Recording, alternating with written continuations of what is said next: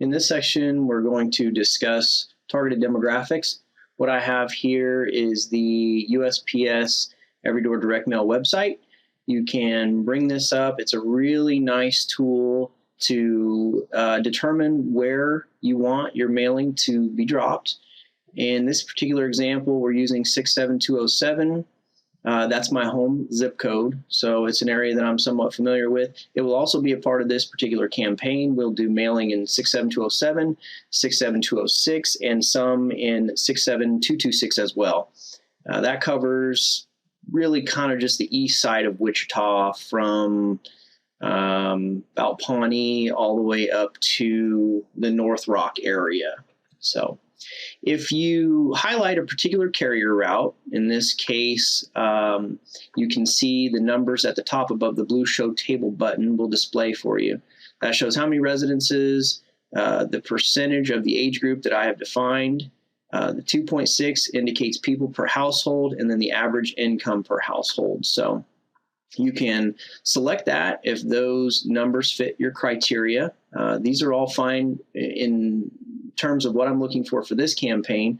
2.6 people per household is a little bit on the low side, but still acceptable.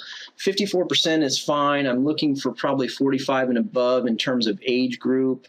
And income, I'm looking again for about 45 and above. So depending on how all those numbers come together, sometimes they will not meet the criteria that I'm looking for a campaign.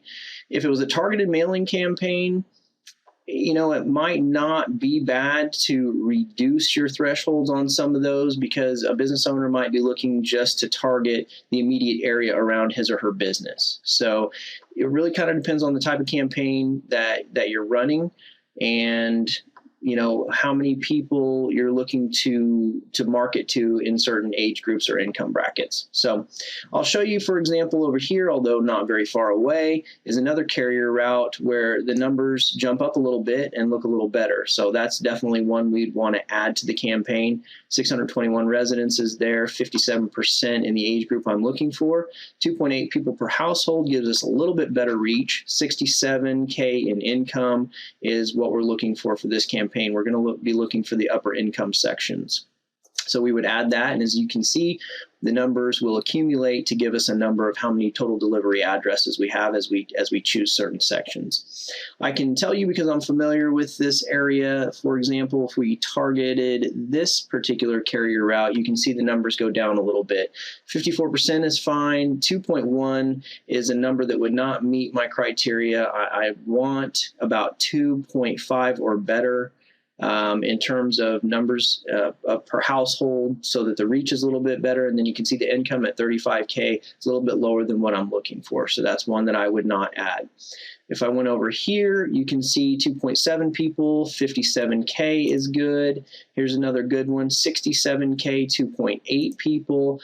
If I come over here, 46K, 2.6 people, that's one I'm going to think about, but I may be able to find enough in other areas that I won't add that. So that's one I might just kind of think about adding, and I'll look around and see what's better. Oh, here's a real good 3 people per household, 66K in average income. So that's another one that I'm going to add. Really, the purpose of this is just to show you that you can actually go in, even though it's called Every Door Direct Mail, it's really not what might be referred to as blanket marketing, which kind of has a negative connotation. This, even though it's called Every Door Direct Mail, you can still really have a nicely targeted campaign, and that's what we'll be focusing on with this piece. So I think that's important to know in terms of being able to reach a target market. And it's important to know that you can do this as well if you just wanted to drop your own piece. And that's something that we do as well. Recently did a 25,000 piece mailing for a business in El Dorado that they had great success with, and we're really just thrilled about. Now, those get a little more expensive in terms of your own piece, but it can be done. So I think that's good to know.